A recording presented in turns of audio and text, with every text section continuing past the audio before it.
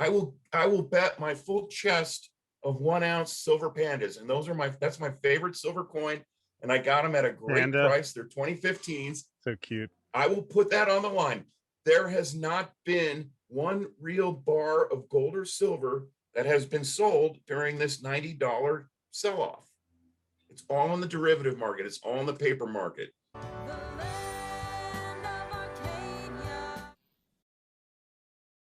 When I pull up a podcast and it's like 45 minutes or an hour long, I'm like, forget about it. Forget about it. Well, hello there, my friends. Chris Marcus here with you for Arcadia Economics, live from Mexico with handsome Dave Kranzler, one of the sharpest and best looking analysts in the gold and silver markets, not only in West America, Northern and Southern Hemisphere. Starting in on that already, huh? Well, Dave, let me ask you this.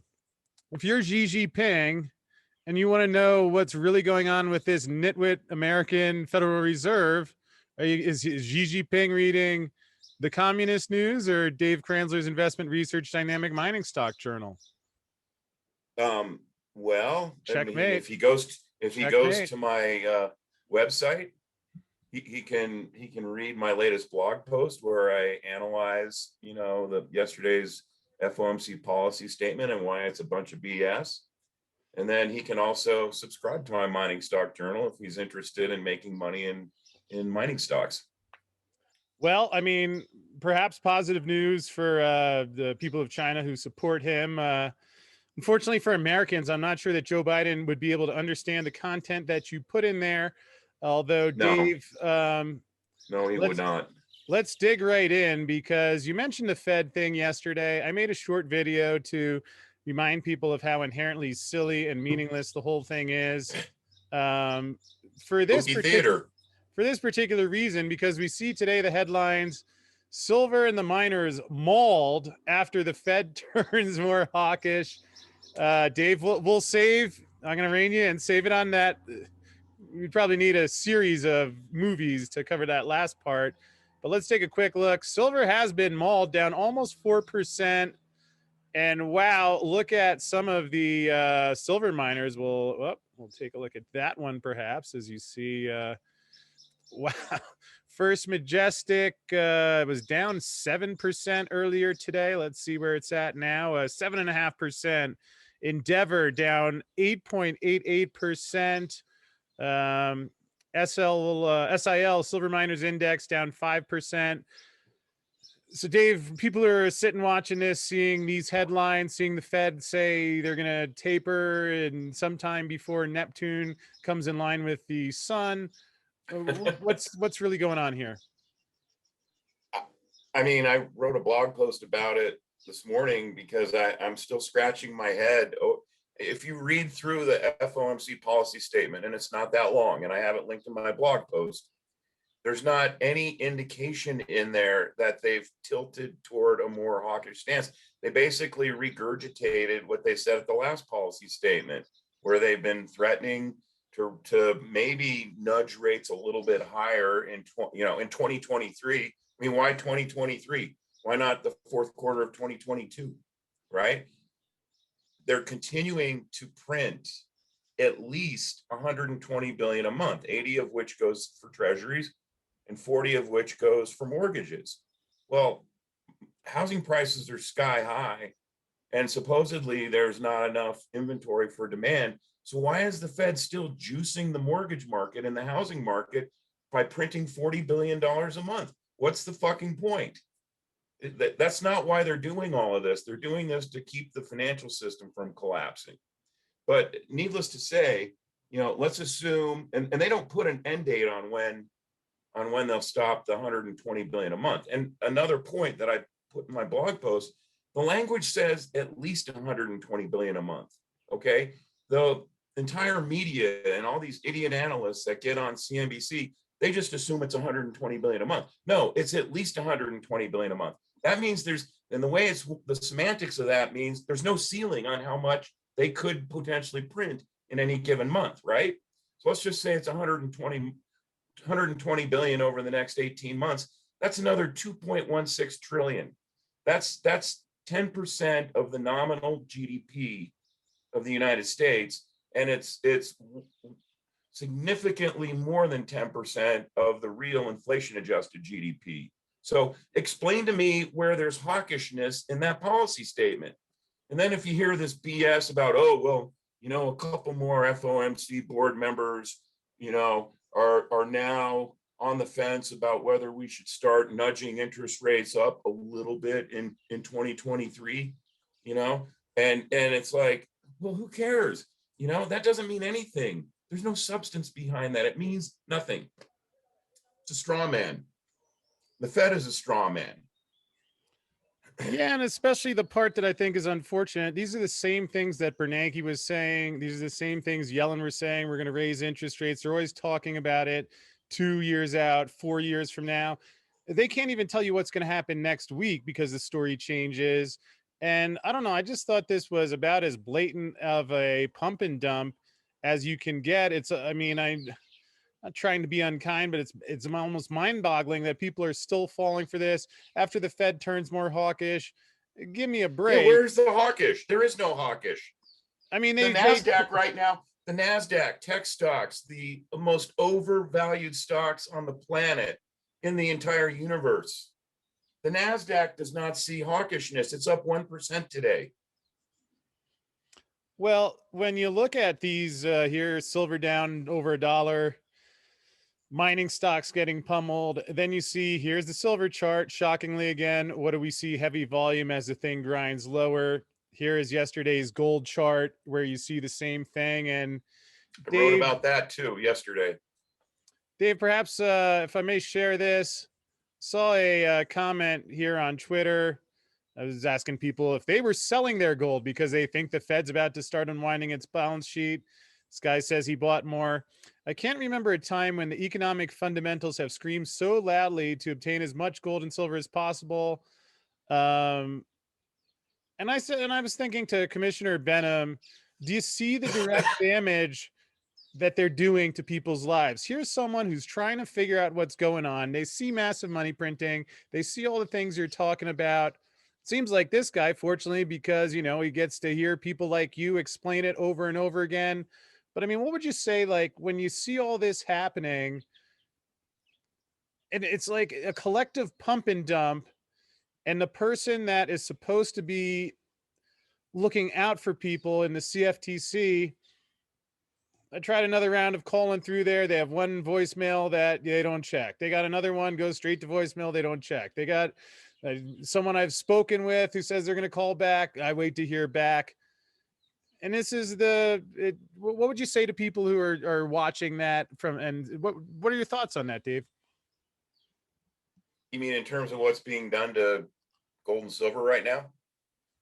Yeah, I guess the whole totality of it and how the CFTC just turns the other way at a time where just doing their oath hang on. So You're valuable. thinking about the CFT in the wrong context. All right. If you go through and analyze, and I haven't done this for quite some time, but it's probably not much different from the last time I looked at the backgrounds of all of them. Most of them come from a Wall Street background or in some way related to the big banks, like maybe, they're one of their attorneys, trying to keep them out of trouble. So it's called complete regulatory capture, right? The banks have controlled the SEC and the CFTC for as long as I've been doing the precious metal sector. Maybe there was a time in the 70s and the 80s, and I think it really transitioned during the 1990s with the fall of Glass-Steagall and Robert Rubin, Secretary of Treasury. The banks have basically captured the CFTC and the SEC, and that's why you don't see any enforcement of the rules. And you specifically with the CFTC don't see any enforcement of the rules with regard to the trading in derivative gold and silver, because that's what the COMEX is. It's not a physical gold and silver exchange. It's a paper derivatives trading exchange. It's an arena of speculation that that's set up for the banks to exploit to make a lot of money. So when you see, gold is down between yesterday and today, $90. Okay, well, who benefits from that? Right? Cui bono. The banks do, because they have these massive short positions in gold futures and silver futures. And the further they can push down the price, they're covering it. I mean, the open interest in gold futures has gone down by, and this is just off the cuff, it's gone down by about 20% over the last 4 weeks. Well, that's the banks covering their shorts. And it's the hedge funds puking out their longs and allowing the banks to mint money. So the further they can push it down, the more they make on their short positions. And the open interest is going to collapse to I don't know about a much lower level. I mean, we're right about where it's been bottoming out at the end of a price takedown cycle. So I don't know how much longer this is going to go on, but needless to say, trust me, the banks have made a ton of money over the last week pushing down the price of gold. So, and that's what the game is right now. And it'll get to a point where they're not going to be able to push it down any further because some hedge funds will come back in and start buying again. And there's also, at some point, the physical market and the demand for physical gold and silver sets a boundary on how low they can push it.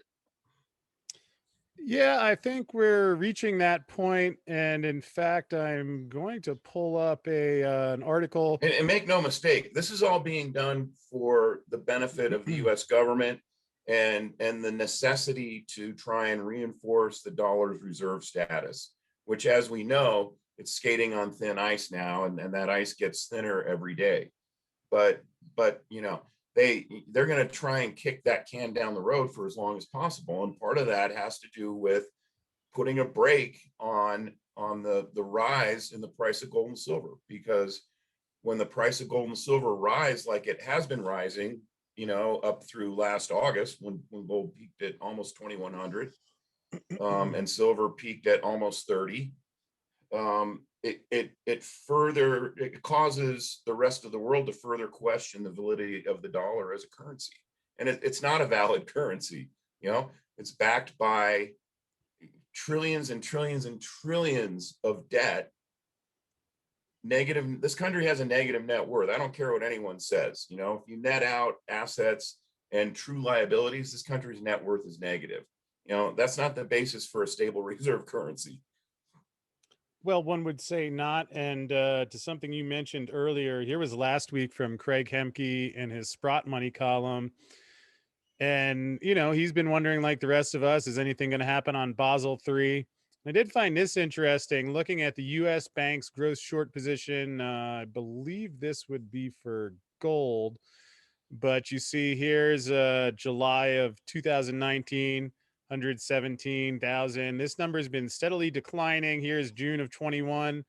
So what they're doing, I guess we'll find out soon enough. Although, Dave, the reason we did this unplanned call today, you sent me a message saying, can I check in with Andy to see if he's swamped, because you heard Monex is swamped with buyers. Andy responded, yes, it's flipping crazy, shall we say. Phone has been ringing off the hook since 7 a.m. I said, is that just because the price is hammered, or is there anything else? And he says, hammered price, bargain hunters, I would guess. Manipulations are having less and less effect, it seems to him. Dave, can you share what you've been hearing? Any dealers you've talked to, or anything else you've seen?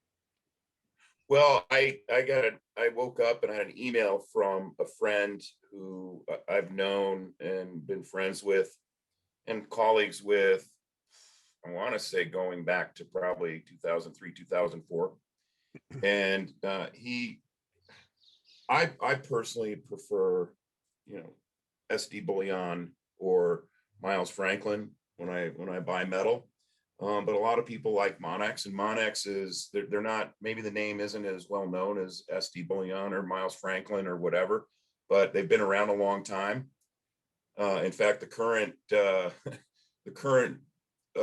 legal apparatus that governs coin dealers was drafted in response to Monex's indiscretions in the early 90s. But so anyway, this guy, Mark, has I think he said it's a 30-year relationship with this guy at Monex. And he acknowledged, a lot of people don't care for Monex, whatever. And he was talking to him just yesterday, and he said, look, there's a lot of high net worth clients of Monex that are sitting on the sidelines with a lot of cash, just waiting for an opportunity to jump in and buy a lot of gold and silver, if when the price goes lower. And I said, I replied, I said, oh, well, please let me hear back, please let me know if you speak to him today. And like within 15 minutes, I got an email. He said, I tried calling him and he sent me a text and all it said was swamped. So I'm certain, just like that tweet that you showed, I'm certain that there's plenty of people out there with plenty of cash. Some of it might even be stimulus check cash. And they've been waiting for an opportunity like this to buy more, basically to stack, right? Gold or silver. And let's be clear about something on no uncertain terms. What we're seeing in gold and silver right now is in the paper derivative markets. I can guarantee you, I will bet my full chest of 1 ounce silver pandas, and that's my favorite silver coin, and I got them at a great price. They're 2015s. So cute. I will put that on the line. There has not been one real bar of gold or silver that has been sold during this $90 sell-off. It's all in the derivative market. It's all in the paper market. India's dormant right now because of their COVID crisis, and China's been dormant, but at least we think, and the only way we know that is because the gold premiums on the Shanghai Gold Exchange are negative, which indicates they're probably not importing much gold right now. So there's no physical gold, institutional size physical gold trading hands now. The only gold and silver that's been sold over the last 2 days has been from coin dealers to their retail buyers. I guarantee that. So my point here is this is a phony price takedown that you're seeing in the phony paper derivative market. Well, I appreciate you saying that because I guess this is really gut check time in the silver market, where you see the insanity in the world, you see what's happening, and that's why I point out what I do and bring on guys like you, at least to share what I'm seeing. It's too bad the CFTC is owned by the banks and has their market policy that tamps down the price voted on by the criminals, JP Morgan and Goldman Sachs. Although, Dave, we won't get into this one today, but could you say that all this is leading to the direct absolute need for the Arcadia Silver Exchange, which you and I have been talking about, which actually irons out a lot of these issues. But we will stay focused today because I got few last ones here for you. When you were starting to say, I have an ironclad something, take it to the bank, I thought what you were getting at was that while it's clearly not licensed financial advice, that for anyone who's ever been shopping for silver miner out of the money call options, good Lord, today, that is what I will be doing. And that's the I don't know, advantage, I guess, of being able to just take a step back. And if you want to buy low, sell high, again, I can't give licensed financial advice, but that's certainly, wow, you can get, because not only is the vol going to be crushed on these, but the skew is going to be crushed. So, Dave, well, we'll come back to that next week, perhaps. One last question for you. You had this other article recently that I've been wondering about, Fed's reverse repo madness. The last couple of weeks, looks like all out of left field, the repos are going nuts again. Can you give us a quick bit on what is going on there? Why are they printing money? Do we know, or is it just, can we extrapolate this as a sign that there's some growing stress yet again? Oh, absolutely. And it's the opposite of the stress that was happening in September 2019 when they started the QE, which is really money printing again under the guise of repo and then term repo. And then eventually it finally morphed into QE with a $3 trillion payload drop of digital cash into the system. In this case, this is no one knows for sure what's going on except the people who are, have a first row seat at the action or are on the playing field. But what it looks like to me is that the banks and the money market funds are sitting on a huge reservoir of excess cash that they have nowhere to go with. And for the banks, if it's in the excess reserve account at the Fed, it's earning just a sliver of a fraction of an interest rate. The Fed raised the interest on excess reserves yesterday 5 basis points. And to me, that's another signal that my theory is probably correct. But at any rate, and also we know that the banks don't have a lot of loan demand, because you just go to the St. Louis Fred database and pull up commercial industrial loans, and you see they've been in declining. And that's a reflection of the fact that the economy is not strong. In fact, it's weak, because if companies aren't borrowing money, it means they don't have any reason to borrow money to expand their business, right? So, but anyway, I digress here. What I think is going on is twofold. So you have this huge reservoir of cash sitting in the Fed excess reserve accounts or in money market funds.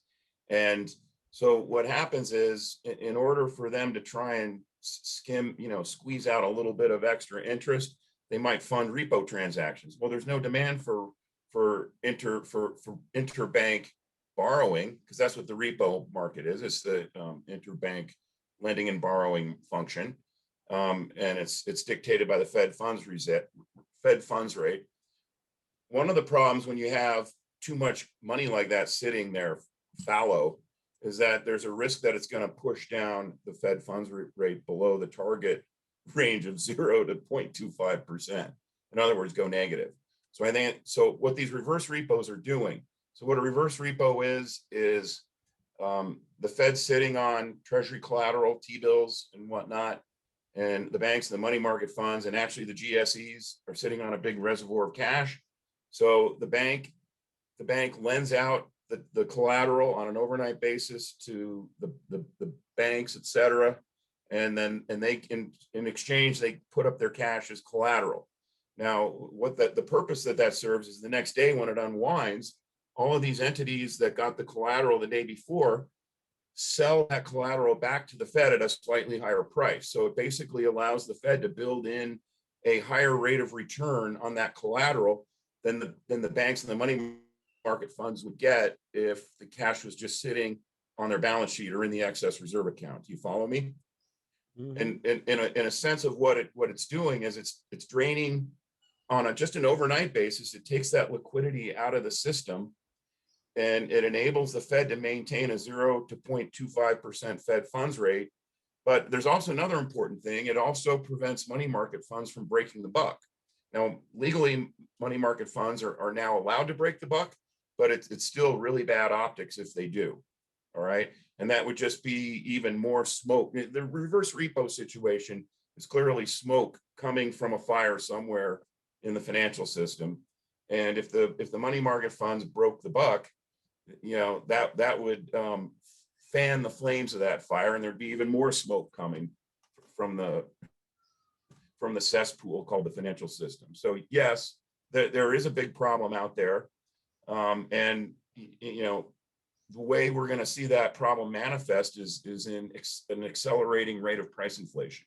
There's just too much money in the system right now, and the system can't absorb it.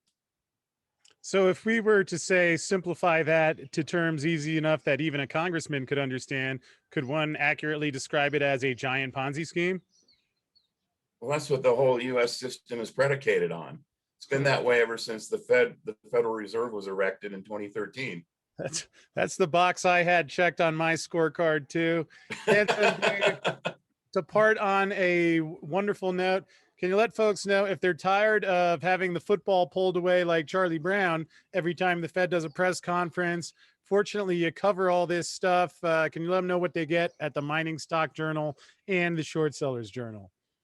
Mining Stock Journal is bi-weekly, every other Thursday, and I offer my opinion on what I think is going on in the precious metals market, et cetera.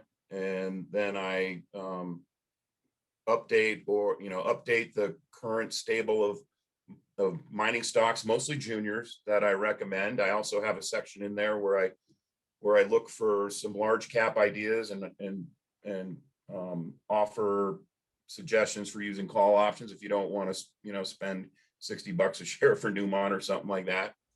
And then if I come across what I think is a table pounding home run, 5 to 10 times upside junior mining stock idea, I present that in depth. And all the companies that I cover, I talk to management, either the CEO or the corporate development guy. And there's no monthly minimum. And at some point, I'm going to raise the subscription price. I get emails all the time from subscribers telling me I don't charge enough for what you get. So that's the Mining Stock Journal. The Short Sellers Journal is pretty much self-explanatory. It's weekly. I review the economic data and offer an opinion on what I think it means for the markets and the economy. And then I have short ideas that I cover. Just for the record, I invest in most of the stocks that I recommend in the Mining Stock Journal. I don't take fees at all from any of them. No promotional fees, nothing, completely independent. I don't even look at Wall Street research. It's garbage anyway. And then with the Short Sellers Journal, I pretty much present only ideas that I either short the shares or buy puts on the ideas. Well, I appreciate that, Dave. And actually, I know we have a new sponsor to our show, which is Blackrock Silver, which I know you have covered. And I will add, they do support the show and help bring everybody these episodes. Although, Dave, you do not have any financial incentive you receive from them. Is that correct? That's correct. I mean, it's one of the largest positions in my fund right now. And I think it's got a project that potentially means 5 to 10 times more upside from where the stock is trading now. Again, it's not guaranteed, but in my opinion, it smells like that could be the case.